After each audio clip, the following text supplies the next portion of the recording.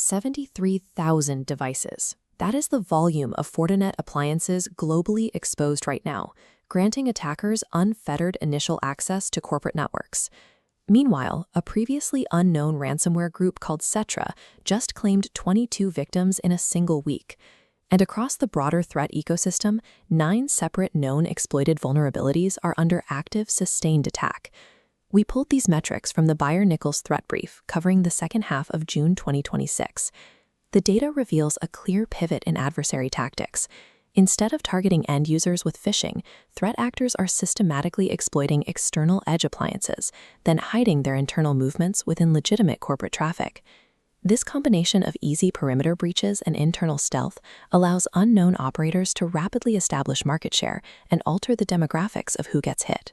By synthesizing the raw telemetry from this reporting period, we can map the exact life cycle of this new attack methodology, starting at the breached perimeter, tracing through internal evasion, and ending at ransomware deployment. In late June, targeted vulnerabilities heavily concentrate at the outermost edge of the network, the public-facing infrastructure.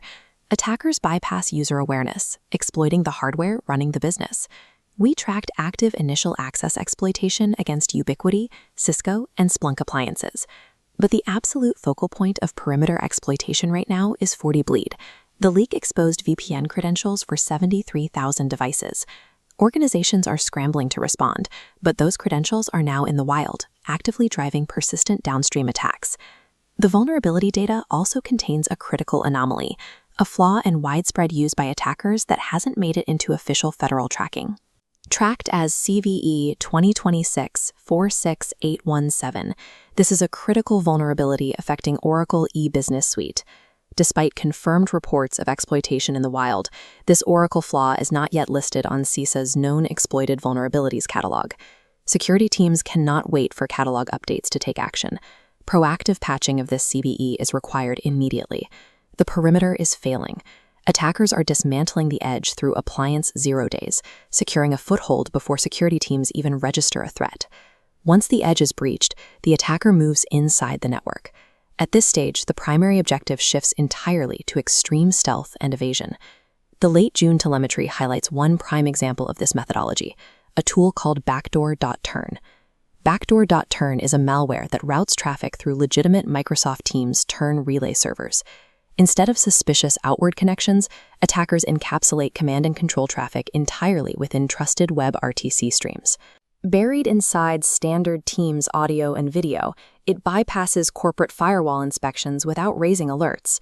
We see this evasion priority echoed across secondary malware trends as well. GinStealer, a newly discovered cross-platform tool, specifically targets cloud, AI, and administrative credentials to enable quiet, follow-on access. Initial access brokers are also relying heavily on stealth-focused tools like Mystic Backdoor and Stockstay to establish long-term persistence, avoiding detection while they package the access for future sale. By abusing trusted channels like Microsoft Teams, attackers turn the very infrastructure businesses rely on into an undetectable highway for subsequent ransomware operations. That evasive initial access has a specific end goal: rapid monetization through ransomware. The defining anomaly of this reporting period is exactly who is deploying that ransomware. This chart tracks Cetra's sudden emergence. Coming from nowhere, the group claimed 22 victims in a single week, capturing 6.2% of the ransomware landscape. While legacy operators like The Gentleman maintain the highest volume at 15.49%, Cetra's velocity is striking. This influx of new operators aligns with a notable shift in victim demographics over the past 2 weeks. Looking at this slope graph of targeted sectors, manufacturing experienced a significant drop, falling from number 1 down to number 4. Taking its place, the technology sector surged to number 1 at 17.46%, closely followed by construction at number 2. And when we look at the size of these targeted organizations, we find that enterprise giants are not the primary victims. Taking a closer look at this pie chart highlights that 74.64% of all victims are small businesses with 500 or fewer employees. Geographically, the United States continues to absorb the heaviest impact, accounting for nearly 38% of all attacks. The threat model has shifted. Attackers are leveraging 0 days and advanced evasion to quietly decimate small to mid-sized tech and construction firms, capitalizing on blind spots while legacy defensive models look elsewhere. The sequence is linear. Exposed edge vulnerabilities like 40 bleed feed into evasive communication channels like backdoor turn, ending in rapid monetization by groups like Cetra. To understand why this technical shift is happening, we have to look at the broader ecosystem enabling it. Late June did see notable law enforcement progress, including the Operation Endgame disruption of the Amadei and SteelSea malware operations.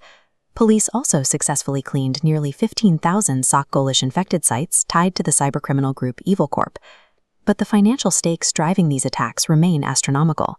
The FTC just reported record $3.5 billion losses to imposter scams in 2025. We are also seeing the consequences of previous enterprise breaches finalize, with the DraftKings hacker Snoopy officially sentenced to 18 months in prison. Meanwhile, third-party risk continues to expand, evidenced by the growing victim list in the Clue OAuth breach, recently claimed by the Icarus threat group. Despite targeted law enforcement wins, the cybercriminal ecosystem remains highly compartmentalized. This structure ensures that initial access brokers and ransomware affiliates maintain a steady, resilient supply of vulnerable targets. For the remainder of 2026, security teams must adjust their defensive posture, ruthlessly prioritizing perimeter credential resets, strictly monitoring trusted relay traffic, and rapidly patching uncatalogued 0 days.